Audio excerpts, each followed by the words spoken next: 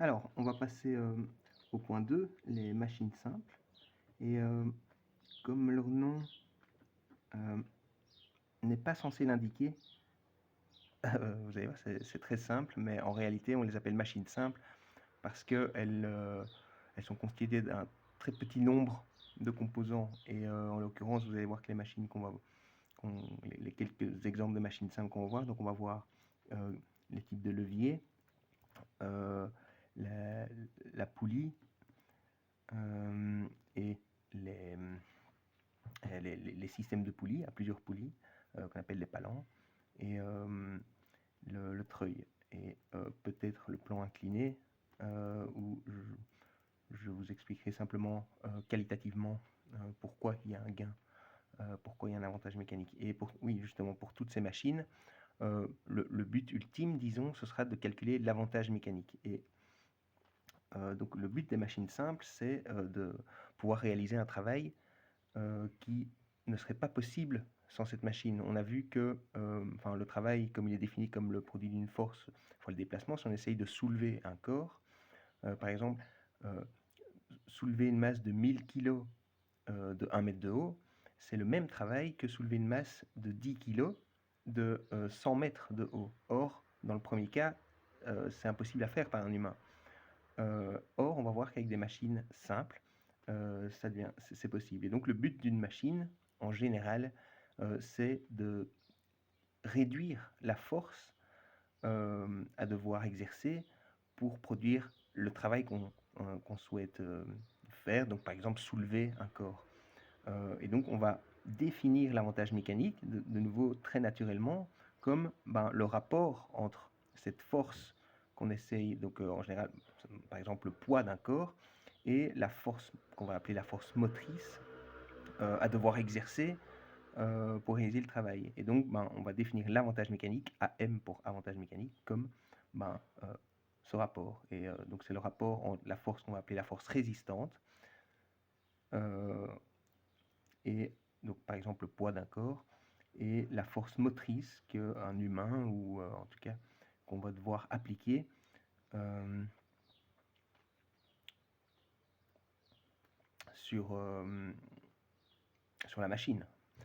Euh, et on voit que cet avantage mécanique, euh, si la force motrice est plus petite que la force résistive, donc dans ce cas, il y a un avantage mécanique qui est plus grand que 1, parce que le numérateur ici serait plus grand que le dénominateur, et donc l'avantage mécanique serait plus grand que 1, et en fait il vaut 1 si en fait il n'y a pas d'avantage mécanique. Si la force motrice est égale à la force résistante, dans ce cas-là le rapport vaut 1 et l'avantage mécanique aussi, et simplement ne pas penser intuitivement que une machine où il n'y a pas d'avantage mécanique, son avantage mécanique serait nul. Il est 1. L'avantage mécanique est nul si Fr est nul, c'est-à-dire s'il n'y a pas de masse à soulever, par exemple. Mais donc c'est un cas qui n'est pas très intéressant physiquement. Et donc voilà, le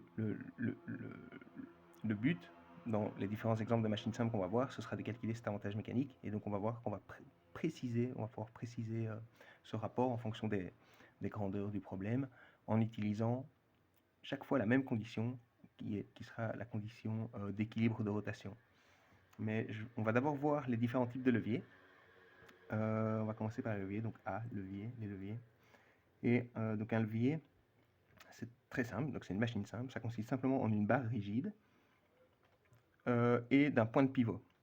Et en fait, on va voir toutes les combinaisons possibles, et il y en a 3, parce qu'un levier est constitué on va le modéliser comme constitué de 3 éléments. Donc il y aura donc ce point de pivot qu'on symbolise par un triangle comme ça. Donc c'est donc le point d'appui du levier, c'est le seul endroit où il est en contact avec de la matière, disons. Donc c'est l'axe de rotation. Donc le levier il va pouvoir pivoter dans un sens ou dans l'autre autour de ce point d'appui. Et les deux autres éléments, ce seront la force résistante. Bon, ici on commence par le levier interappui, c'est-à-dire où parmi ces 3 éléments, c'est le point d'appui qui est entre les deux. Et donc on aura d'un côté la force résistante, par exemple si c'est, enfin, je vais d'abord la schématiser ici simplement par, on représente le vecteur d'une force qu'on va appeler résistante dans tous les cas de figure des machines. Et de l'autre côté, il y aura une force motrice, c'est la force qu'on devra appliquer pour soulever la masse. Donc ici, la force motrice a la même direction que la force résistante. Donc on peut imaginer par exemple, penser à la balance, si on a une masse ici, elle a un certain poids, donc G qui est égal à mg, et donc dans ce cas-là, c'est cette force-là, si c'est un levier avec un poids qu'on doit soulever, la force résistante ici, c'est simplement le poids du corps, la masse qu'on veut soulever. Si on veut la soulever, c'est-à-dire si on veut que le levier pivote dans cette direction-là, entre guillemets, dans cette direction angulaire-là, donc vers le haut, on voit bien qu'il faut appliquer une force vers le bas. Donc simplement en réfléchissant logiquement à la situation, on voit bien que la direction de la force motrice ici, c'est vers le bas, dans le cas donc, du levier qu'on va appeler inter-appui, parce que le point d'appui est celui des trois éléments qui est au centre, entre les deux autres. Ensuite, on va voir les autres combinaisons. Et donc la deuxième combinaison possible, c'est par exemple celle où l'élément central, c'est la force résistive, par exemple. Donc on a Fr au milieu, et puis forcément le point d'appui est à une extrémité, donc peu importe, à droite ou à gauche, l'un est juste version miroir de l'autre. Donc le point d'appui est à une extrémité dans ce cas-ci, et donc à l'autre extrémité, forcément, on a la force motrice. Et avant de la dessiner, on peut réfléchir à quel type un exemple de levier de ce genre, et un exemple typique, c'est la brouette. Donc la brouette, on a donc, disons une structure principale rigide avec un point d'appui ici qui est en fait l'axe de rotation de la roue, de la brouette, et on a un bac ici avec où on met des choses dedans, et donc toutes ces choses ont un centre de masse et donc un poids qui s'applique au centre de masse, un poids G qui est la masse totale qu'on a mise dans des choses qu'on a mises dans la brouette, fois le petit g. Et donc la force résistive ici, donc on voit qu'elle est au milieu, et de l'autre côté, donc il y a les poignées de la brouette, et la personne avec les pieds de la brouette ici, et la personne qui veut déplacer la brouette, donc elle doit la soulever pour que les pieds se détachent du sol, pour que la brouette puisse rouler, la roue puisse rouler librement.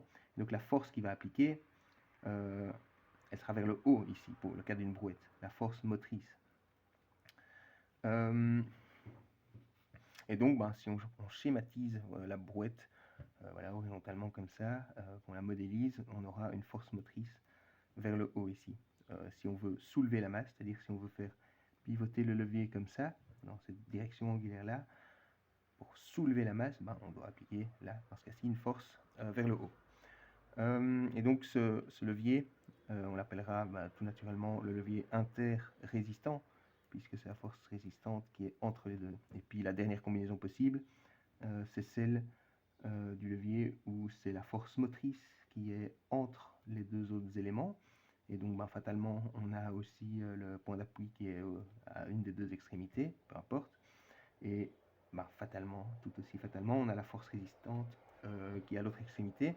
Et donc avant de dessiner sa direction comme ça, aveuglément, on peut réfléchir à une situation concrète, et c'est ce type de levier, par exemple, dans une pince à épiler. Donc c'est un double levier comme ça, dans une pince. Donc on va mettre ça, donc je vais le dessiner sur pointe ici, comme ça. Et donc on a donc la barre rigide qui est évidemment, un peu courbée, mais je vais la dessiner plus ou moins rectiligne. Et puis on a le symétrique de l'autre côté. Donc dans ce cas-ci, on a bien le point d'appui à une extrémité, mais la force, cette fois-ci, on l'applique plus à l'extrémité, on l'applique ses doigts, on l'applique ici entre la chose pour laquelle on veut utiliser la pince à épiler et son axe de rotation, disons. En fait, ici, ça se rejoint. Oui, ça se rejoint. On a un double. Disons, chaque branche de la pince peut pivoter autour de ce point d'appui unique, disons, ou double confondu, mais vous comprenez le principe. Mais donc ici, on aura une force motrice de chaque côté, donc les doigts appuient chacun. Mais donc, dans le schéma ici générique du levier inter-appui, donc, on représente que la moitié de la pince ici. Hein. Et donc, sur chaque moitié, il y a une force motrice ici. Et par contre, on essaye d'exercer une force sur quelque chose. Et si la chose n'exerçait pas de force, les extrémités de la pince se joindraient. Donc, en fait, la chose exerce une force résistive qui s'oppose au mouvement qu'on essaye de faire à la pince. Donc, la force résistive ici, elle est opposée à la force motrice dans le cas de la pince. Et donc, on aurait ici la force résistive. Et donc, c'est naturellement le levier inter-appui ici. Pardon. J'espère que je ne me suis pas trompé il y a 30 secondes, mais c'est le levier intermoteur, puisque c'est la force motrice qui est l'élément central. Voilà, donc ça c'est les leviers. Et comment calculer leur avantage mécanique? Parce que c'est ça qui nous intéresse, c'est de calculer l'avantage mécanique. Et on a vu que c'était le rapport entre la force résistante, par exemple dans le cas de la brouette, ce serait le rapport entre le poids total qu'on veut soulever et la force qu'on doit appliquer pour soulever la brouette. C'est ça l'avantage mécanique de la brouette. Donc pour le calculer, déjà il faut spécifier des valeurs, mais il faut savoir surtout quelle équation utiliser, parce que Fm justement on ne le connaît pas. Si on essaye, par exemple si on nous dit une brouette avec 10 kg de choses dedans, quelle est la force appliquée, quel est l'avantage mécanique, donc comment déterminer cette force? Et donc on va partir de la condition d'équilibre. Et